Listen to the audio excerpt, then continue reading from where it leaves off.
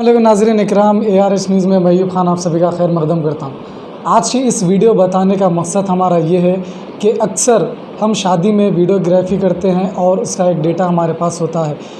तो मिसाल के तौर पे आप अगर वीडियोग्राफ़र है, ये वीडियो सिर्फ ओनली फॉर वीडियोग्राफ़र्स का टाइटल दिया गया है, क्योंकि हमारा मकसद उन वीडियोग्राफ़र्स को उजागर करना है, जागरूक करना है जो शादी के फंक्शन से रिकॉर्ड करते हैं, एडिट करते हैं और उनकी खुशियों की ज़िंदगी का जो मोमेंट होता है वो पार्टी तक पहुंचाते हैं। तो ये एक बहुत ही ज़िम्मेदारी वाला काम है।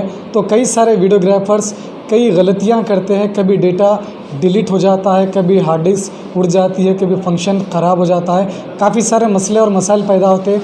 लेकिन जो आपको फंक्शन देते हैं, जो आपको पार्टी फंक्शन देती है, वो एक गोल्डन मोमेंट्स होता है उनकी लाइफ का, वो ये सब बातों को एक्सेप्ट नहीं करती। बस आपको फंक्शन देना ही देना है, आपको डेटा रिकवरी करना ही करना है। तो इसके लिए बाज़ औक़ात ऐसा होता है कि कोई वीडियोग्राफ़र अगर कोई अच्छी शूटिंग करके उसे एडिट करने के बाद अपने हार्ड डिस्क या हार्ड ड्राइव में से फंक्शन अगर आपका बाय डिफ़ॉल्ट डिलीट हो जाता है या करप्ट हो जाता है, उसके लिए आप कहीं ना कहीं रिकवरी के लिए हज़ारों रुपए खर्च करने के लिए तैयार हो जाते हैं और दर बदर मैं समझता हूँ भटकते रहते हैं। लेकिन आपको सबसे पहला स्टेप ये करना होता है कि आप एक सही जगह पहुँचे। अगर आप किसी बग़ैर एक्सपीरियंस वाले बंदे के पास जाते हैं तो जो आपके चांसेस होते हैं रिकवर करने के, वो भी बाय डिफ़ॉल्ट पूरे चले जाते हैं। तो आज हम स्पेशली बेहतरीन तजुर्बेकार फ्रेंड्स डाटा रिकवरी सेंटर पर मौजूद है एजाज़ भाई से बात करने के लिए, जो शहर हैदराबाद ही नहीं बल्कि हैदराबाद और सिकंदराबाद के बड़े ही मशहूर हैं। काफ़ी सारे लोग यहाँ से डेटा रिकवर करते हैं। हमने यहाँ आके जायज़ा भी लिया, काफ़ी सारे इंस्ट्रूमेंट है रिकवरी करने के लिए। सबसे पहले यहाँ पर जो साफ़ सुथरा माहौल है जिसमें डेटा रिकवर बड़ी आसानी से किया जाता है, क्योंकि हार्ड डिस्क के अंदर एक जो डिस्क होती है उसे डस्ट से बचाना बहुत ज़रूरी होता है। तो आइए चंद सवालात मैं उन वीडियोग्राफ़र्स के ताल्लुक़ से करता हूँ एजाज़ भाई से।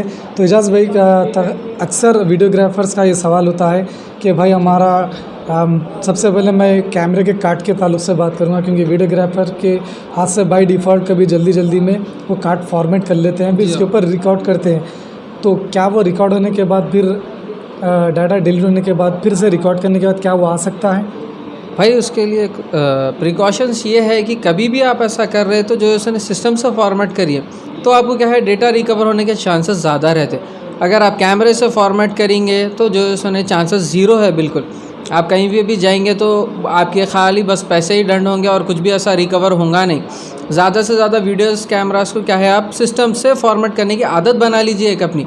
वैसा करने से क्या है आपको जो एक आदत हो जाएगी और डेटा आपको रिकवर होने में आसानी होगी। तो देखिए यहाँ पे आपको एक नई बात सीखने को मिली। उन वीडियोग्राफ़र्स जो अक्सर फंक्शन ख़त्म होने के बाद कार्ड हमेशा कैमरे में फॉर्मेट करते हैं, तो आपको कैमरे में फॉर्मेट नहीं करना है, आपको मेमोरी कार्ड सिर्फ ओनली सिस्टम में फॉर्मेट करना है। दूसरा सवाल ये था कि अक्सर जो सिस्टम के अंदर हार्ड ड्राइव होती है, अगर वो करप्ट हो जाए या करप्ट होने के चांसेस है, करप्ट नहीं होना चाहिए, तो किस तरीके से सेफ रखना चाहिए उसको? भाई इसको सेफ़ रखने का क्या है, आजकल इलेक्ट्रॉनिक आइटम्स है उसके अंदर जो सोने ज़्यादा हीट होने से भी चले आता। अगर अर्थिंग भी नहीं रही तो शॉर्ट सर्किट भी हो जाता। तो उसके लिए आप एक क्या करिए मालूम है, एक HDD एसेंशियल सॉफ्टवेयर आता है, उससे आपको ये मालूम पड़ सकती है ये हार्ड ड्राइव का हेल्थ कितनी है और जो है हीट कितनी हो रही। ज़्यादा हीट हो रही तो मत यूज़ करिए। और पावर सप्लाई जब भी आप यूज़ कर रहे हैं एक अच्छी जो है पावर सप्लाई ब्रांडेड वाली यूज़ करिए। जैसे कि बहुत सारे कंपनीज़ हैं फुल मॉड्यूलर आती, सेमी मॉड्यूलर आती, उस तरीके की यूज़ करिए। आप लोकल वाली यूज़ करेंगे तो हार्ड ड्राइव से शॉर्ट सर्किट होता। और ये पहले मालूम करिए कि जो है ना एक नॉर्मल वाली पावर सप्लाई पे कितने हार्ड ड्राइव्स लगते हैं। वो इंटरनेट पे आपको यूजुअली गूगल पे मिल जाएगा। एक 750 वाट्स में आपको एक 2 हार्ड ड्राइव्स लगाए या कुछ करे तो उसके जो है पावर आपको यूजेज का लिमिटेड रहता। तो उसके हिसाब से आप हार्ड ड्राइव्स लगाइए, गूगल पे चेक कर लीजिए, तो उससे आपको ये प्रॉब्लम नहीं आएगा। ये जो एक सवाल और था, जैसा कि 1 TB की हार्ड डिस्क होती है तो उसके अंदर डेटा पूरा 1 TB फुल होने तक का यूज़ किया जा सकता है या कुछ जगह कम करके उसके बाद फिर उसका यूसेज ख़त्म करना चाहिए? नहीं भाई देखिए, जो है सो ने कभी भी थोड़ी बहुत जगह फ्री स्पेस रहना ही चाहिए, ताकि अगर जैसा अपन भी जो खाना खा रहे हैं अगर फुल यहाँ तक खा लिए तो अपने को भी प्रॉब्लम, तो हार्ड ड्राइव को भी अगर आप पूरा फुल कर देंगे तो यूजेज में उसको जो है सो ने प्रॉब्लम होंगी, डिफ़िकल्ट। एक 50 GB 60 GB 100 GB मिनिमम मान के चलिए कि बस उसके अंदर उतनी जगह बस रखिए। अच्छा, आप अगर हार्ड डिस्क की पूरी टेक केयर करते हुए उसे यूज़ किया जाए तो कितने साल तक उसकी लाइफ होती है, कितने साल तक यूज़ किया जा सकता है? भाई आजकल क्या है मालूम है, एक हार्ड ड्राइव एक लिमिटेड टाइम रह गया, जैसा कि 40 TB राइट्स, एक राइट्स रहते हैं उसके अंदर। जैसा बहुत लोग आईफोन के बटन में भी जो है बटन इतने दिन के बाद में ख़राब हो जाता, हार्ड ड्राइव्स में भी उसी तरीके के उतना सेक्टर रहता, उतना यूज़ करने का तो ऑटोमेटिक ख़राब हो ही जाएंगी। वो भी एक इलेक्ट्रॉनिक आइटम है। पहले के हार्ड ड्राइव्स क्या रहते थे, जो ज़्यादा लंबा इसीलिए चलते थे कि हमारा डेटा भी थोड़ा रहता था, लिमिटेड रहता था, और उसके हिसाब से लंबा चलते थे समझे ड्राइव्स। अच्छा, इसमें कहीं ना कहीं विंडोज़ मतलब जो फॉर्मेट होता है कि विंडोज़ का जो फॉर्मेट होता है उससे भी कुछ हार्ड डिस्क पे असर हो सकता है क्या? आप जितना बार फॉर्मेट करते जाएंगे उतनी हार्ड ड्राइव की थोड़ा थोड़ा स्पेस कम होते रहती, जिसमें जो वो बैकअप करते रहता। आजकल नए विंडोज़ 10 पे तो ऐसा प्रॉब्लम नहीं है, कर ले सकते हैं फॉर्मेट। जो है सो विंडोज़ 10 बहुत अच्छा सॉफ्टवेयर है, और उसके अलावा जो है सो नहीं, आप एक जेन्युइन विंडोज़ यूज़ करिए, सबसे ज़्यादा ज़रूरी है आप लोगों के लिए, ताकि आप एक नया एक वायरस चल रहा है जैसे कि रैंसमवेयर, जैसे बड़े बड़े हैकर्स जो है हैक कर ले रहे हैं आपके मशीन्स को, तो उसके लिए बचने के लिए आप एक एंटीवायरस जेन्युइन यूज़ करिए और विंडोज़ जेन्युइन यूज़ करिए। अभी तो काफ़ी सारे लोग अपने गली मोहल्ले के दुकानों में जाकर विंडोज़ 10 7 जो भी डला रहे हैं, तो वो उससे नुकसान भी हो सकता है क्या? जी हाँ, उससे नुकसान यही होता है भाई कि जो है वायरस तो एक तो आ जाएगा, फिर उसके बाद में आपको जब नॉर्मल इंटरनेट पे जो है सो जेन्यून जो है सो विंडोज़ 10 आपको 1000 रुपये में मिल रहा लाइफ टाइम अपडेट्स के लिए, तो वही लेना आपके लिए बेटर है। ये अभी कहाँ पे अवेलेबल है, जैसा कि आपके पास अवेलेबल है, हमारे नाजरीन को क्या करना चाहिए, जेन्यून विंडोज़ के लिए कहाँ पे जाना चाहिए? आप चाहे तो मेरे पास भी आ सकते हैं, या नहीं तो CTC में भी बहुत जगह अवेलेबल है। 1000 रुपीज़ में जो है सो ऑनलाइन पे भी फ्लिपकार्ट स्पेस पे अवेलेबल है, अमेज़ॉन पे 1000 रुपये में जो है सो विंडोज़ 10 आपको मिल जाएगा। होगा वन टाइम फ्री अपडेट्स भी रहेंगे उसके साथ में, और एंटीवायरस भी जो है सो आपको कंटिन्यू जो है सो आते रहेंगे उसके साथ में। आपको एक विंडोज़ ख़रीदने से एंटीवायरस ऑटोमेटिक फ्री आ जा रहा। अब नहीं तो आप विंडोज़ अलग से ख़रीदो या एंटीवायरस, उतना ज़्यादा खर्चा करने की भी ज़रूरत नहीं है आपको। एक ओरिजिनल विंडोज़ में आपको 2 चीज़ें आ जाएंगे।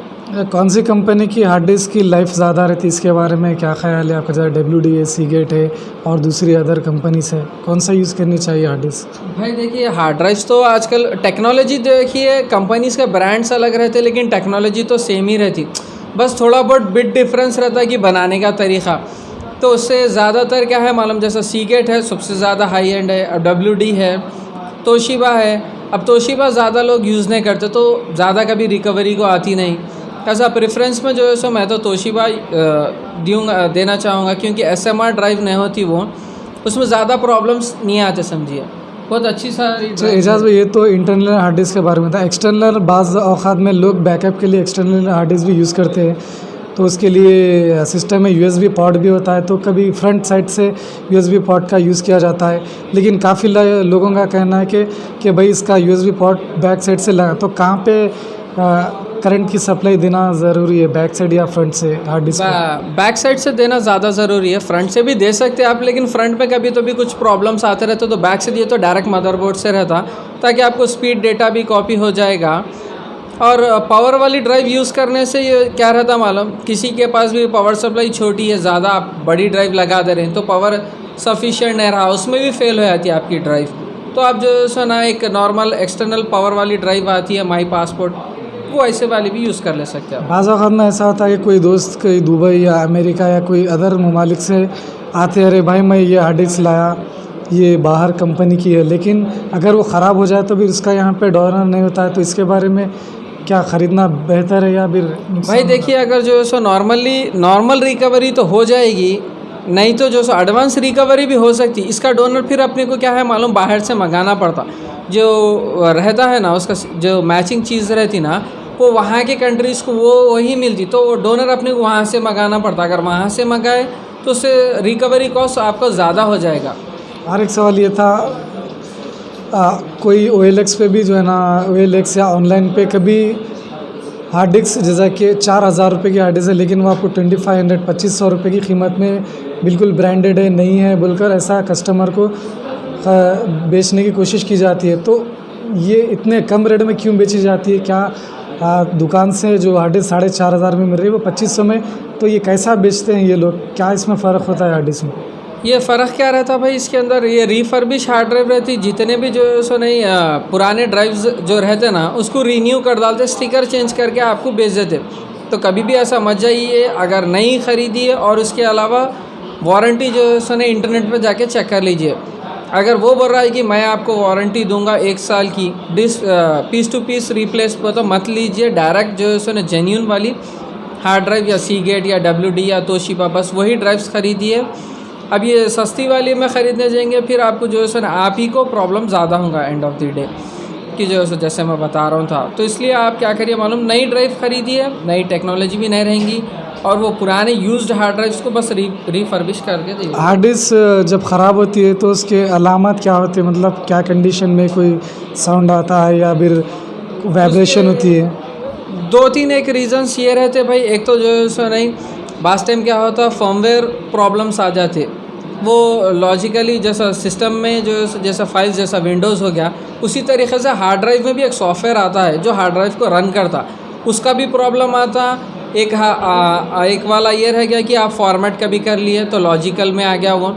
और एक जब फिज़िकल सबसे एंड ये है कि जो है ना हार्ड ड्राइव स्पिन होती है और क्लिकिंग नॉइस आना स्टार्ट हो जाती है इसके अंदर, तो जब भी आप तुरंत वो हार्ड ड्राइव को उसमें से रिजेक्ट कर डालीजिए ताकि आप ले गए कौन से भी डेटा रिकवरी को दे दिए तो आपका काम जल्द से जल्द हो जाएगा। तो ठीक है एजाज़ भाई, हमारे नाज़रीन तो काफ़ी सारे मालूमात में इजाफ़ा हो गया होगा मैं समझता हूँ। अब अगर बाय डिफ़ॉल्ट किसी का भी डेटा अगर रिकवर करना है तो हमारे एजाज़ भाई जो मल्लेपल्ली पे रहते हैं, फ्रेंड्स डेटा रिकवरी सेंटर यहाँ का नाम है, तो